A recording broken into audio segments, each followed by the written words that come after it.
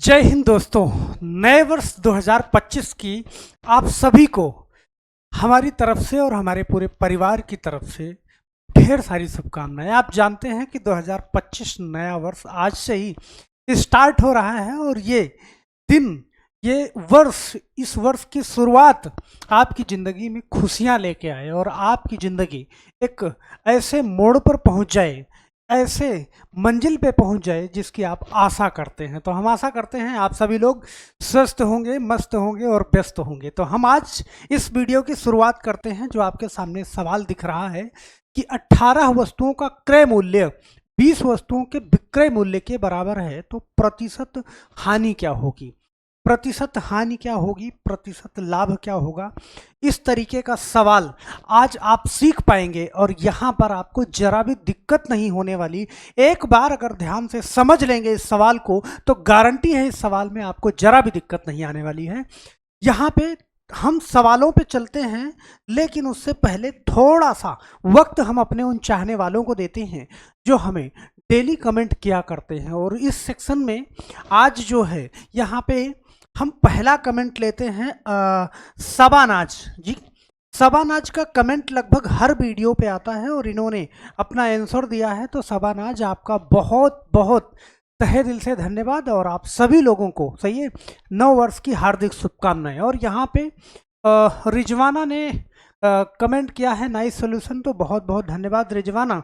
और उसके बाद देखिए अनिल यादव जी, आपने भी कमेंट किया है, तो अनिल यादव जी आपका बहुत बहुत धन्यवाद। तो भाई बाकी लोगों ने भी कमेंट किया है लेकिन अपना नाम नहीं लिखते हैं, तो हम आशा करते हैं कि लास्ट में जो क्वेश्चन होता है, क्वेश्चन के आंसर के साथ साथ अपना नाम भी लिख के भेजा करें। अपना नाम लिख के भेजते हैं, कमेंट करते हैं, तो मुझे दिक्कत नहीं आती है आपका नाम लेने। चलिए, हम आशा करते हैं कि आप नेक्स्ट वीडियो में जरूर ऐसा करेंगे। यहाँ पे 18 वस्तुओं का क्रय मूल्य 20 वस्तुओं के विक्रय मूल्य के बराबर है। तो मैं एक बात आपको बताना चाहूँगा, यहाँ पे दो शब्द आया है, एक क्रय मूल्य और एक आया है विक्रय मूल्य। इस चीज को बड़े ध्यान से आप समझना। क्रय मूल्य क्या होता है? क्रय मूल्य का मतलब जिस मूल्य पर आपने सामान को खरीदा, और विक्रय मूल्य क्या होता है? जिस मूल्य पर आपने सामान को बेच दिया। जैसे आपने 100 रुपये में कोई सामान खरीदा तो वो आपका 100 रुपये जो है क्रय मूल्य हो जाएगा। अगर 120 रुपये में उस सामान को आपने 20 रुपये फायदा लेके बेच दिया तो 120 रुपये आपका विक्रय मूल्य हो जाएगा। अब यहाँ पे कह रहा है 18 वस्तुओं का क्रय मूल्य 20 वस्तुओं के विक्रय मूल्य के बराबर है।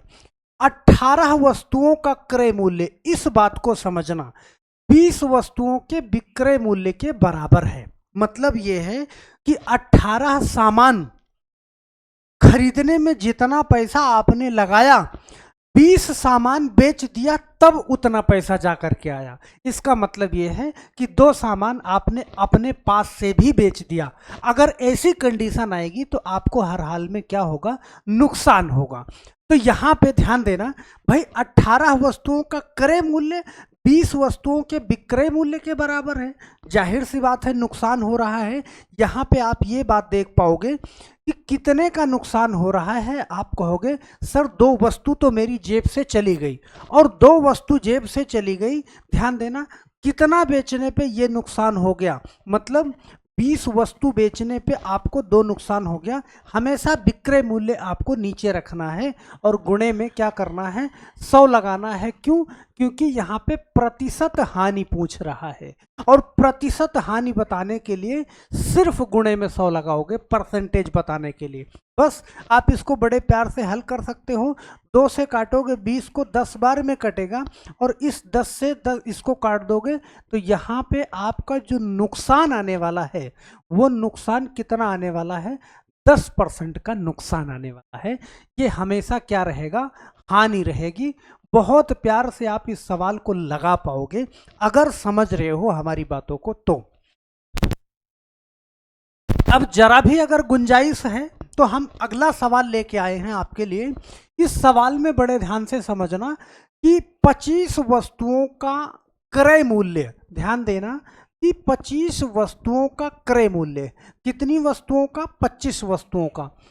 20 वस्तुओं के विक्रय मूल्य के बराबर है। अब यहां पे बड़े ध्यान से समझना, 20 वस्तुओं के विक्रय मूल्य के बराबर है।